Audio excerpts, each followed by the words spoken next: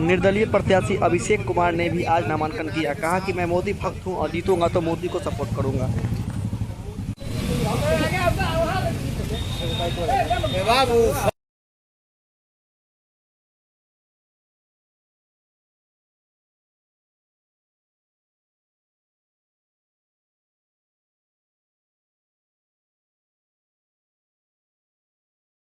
मानते हैं? मैं तो चुनौती मानता ही नहीं हूँ, तो मैं चुनौती मानूं क्यों?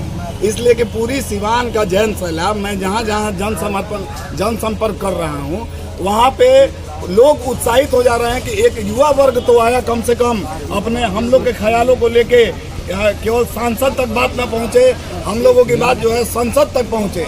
और इस युवा वर्ग में अभिषेक में संसद तक पहुँचाने की क्षमता है और उन लोगों ने देख चुका है कि हम कैसे काम करते हैं, कैसे समाज में रहते हैं, कैसे सेवक के रूप में रहते हैं और सिवान के बेटा के रूप में रहते हैं। इसलिए सिवान की सम्मानित जनता के चलते इतना ज़्यादा उत्साह में हूँ कि उस उत्साह की कोई कल्पना भी नहीं कर सकता है। सिवान में 2 बाहुबलियों की पत्नी मैदान में है, ऐसे में क्या मानते हैं कितना टक्कर होगा? 2 बाहुबलियों की पत्नी, वो बाहुबली का जमाना अब चला गया है, वो सब चलने वाला नहीं है। अभी बाहुबली जो है सिवान की जनता हो चुकी है, सम्मानित जनता हो चुकी है, वो खुद बताएगी कि कौन बाहुबली है। 2 पत्नियों के पति बाहुबली हैं या सिवान की सम्मानित जनता बाहुबली है। क्या मुद्दा होगा आपका लोकसभा? मुद्दा जो होगा, यहाँ का चीनी मिल जो बिक चुका है, बंद हो चुका है, सबसे पहले उसको खुलवाना। जो सरकारी स्कूल में लोग बच्चे वह अपनी पढ़ाई जो पूरी नहीं कर पाते हैं, माता पिता अच्छी पढ़ाई के कारण, उस सरकारी स्कूल को मैं प्राइवेट स्कूल से भी ज़्यादा हाईटेक करने का प्रयास करूंगा।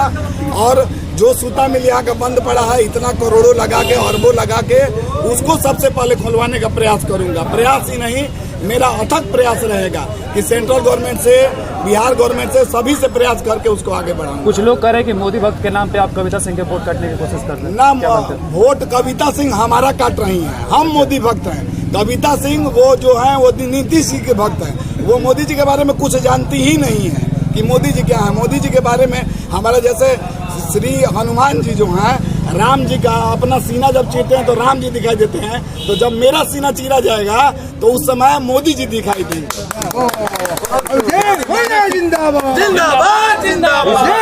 चुनाव लड़ेंगे क्या? बीजेपी के चेहरे पर लड़ेंगे क्या? बीजेपी के चेहरे पर, बीजेपी का हमारे परिवार से, हमारे लोगों से सब जनसंपर्क और बीजेपी से 40 साल 50 साल का रिश्ता जुड़ा हुआ है। और सिवान की सभी सम्मानित जनता वो भारतीय जनता पार्टी जानती है।